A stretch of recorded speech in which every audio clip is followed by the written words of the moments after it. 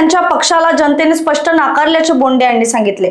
लोकांशी सातत्याने संपर्क न ठेवणारे, केवळ सोशल मीडिया राजकारण करणारे नेते यासाठीच पात्र आहेत, असा आरोप त्यांनी राजद आणि काँग्रेसवर केलाय। बोंडे यांनी एनडीएच्या एकजुटीचे कौतुक करत हा विजय राष्ट्रीय पातळीवर नरेंद्र मोदी यांच्या नेतृत्वावर जनतेचा ठाम विश्वास दर्शवतो, असेही सांगितले। बिहारमधील या विजयाचा परिणाम महाराष्ट्रातही दिसून येईल, असा दावा करत त्यांनी पुढे म्हटले, हेच यश आगामी स्थानिक स्वराज्य संस्था निवडणुकांमध्ये भाजपला मोठे बळ देईल। मुंबई महापालिकेसह सर्व नगरपालिकांवर भाजपचा झेंडा फडकेल। ग्रामीण भागात भाजप अधिक बळकट होईल, असा विश्वास व्यक्त करत बोंडे म्हणाले, मुख्यमंत्री देवेंद्र फडणवीस यांच्या नेतृत्वाखाली महाराष्ट्रात पुन्हा भारतीय जनता पक्षाचे सरकार येईल। मतदार विकासाच्या हाकेवर विश्वास ठेवून भाजपला मोठा पाठिंबा देतील।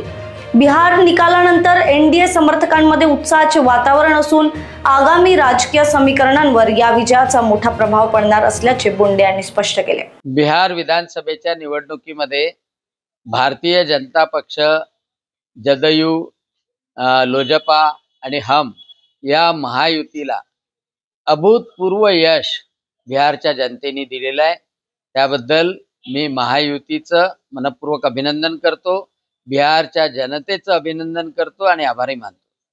खरं म्हणजे या सर्व बिहारच्या जनतेने, माता भगिनींनी, युवा वर्गाने जाती पाती धर्माच्या भिंती तोडून प्रधानमंत्री नरेंद्रजी मोदी यांच्या नेतृत्वावर विश्वास ठेवलेला आहे। नितीश कुमार यांचं मागचं 5 वर्षाचं नितीश कुमार भारतीय जनता पक्षाचं सरकार होतं, त्यावर विश्वास दाखवलाय आणि पुन्हा एक वेळा निक्षून काँग्रेसला, राजदला सांगितलंय की आम्हाला भ्रष्टाचार नको, आम्हाला जंगल राज नको, आम्हाला गुंडागर्दी नको, आम्हाला लठमारी नको, आम्हाला पाहिजे महिलांचं संरक्षण करणारं, युवकांना रोजगार देणारं, बिहारला समोर नेणारं प्रधानमंत्री नरेंद्रजी मोदी यांच्या विचाराचं सरकार, भारतीय जनता पक्षाच्या विचाराचं सरकार। आणि एक नव्हे तर 84 जागावर समोर भारतीय जनता पक्ष, 75 जागावर जदयू समोर, लोजपा 23 जागावर समोर, हमला 4 जागा आणि काँग्रेसचे हाल की ज्या राहुल गांधींनी फेक नॅरेटिव्ह पसरवला होत चोरीचा, मतदारांना संभ्रमित करण्याचा प्रयत्न केला, त्यांना अक्षरशः लाथाडलं या शब्दातच म्हणावं लागेल, त्यांना झिडकारलं, नाकारलं।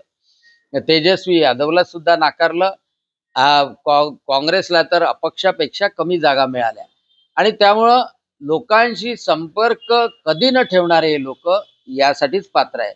मी भारतीय जनता पक्षाच्या समग्र कार्यकर्त्यांचं, त्यांनी स्वतःसाठीच नाही तर जदयूसाठी काम केलं, लोजपासाठी काम केलं, हमसाठी काम केलं, या एकजुटीचं मनपूर्वक अभिनंदन करतो आणि हेच यश आम्हाला महाराष्ट्रात स्थानिक स्वराज्य संस्थेमध्ये सुद्धा मोठं बळ देईल। मुंबईमध्ये सुद्धा भाजप येईल, सर्व नगरपालिकेवर भारतीय जनता पक्षाचा झेंडा फडकेल आणि ग्रामीण भागामध्ये सुद्धा मुख्यमंत्री देवेंद्र फडणवीस यांच्या नेतृत्वामध्ये भारतीय जनता पक्षाचं सरकार बसेल। Bureau report, Lokvahini media, Amravati.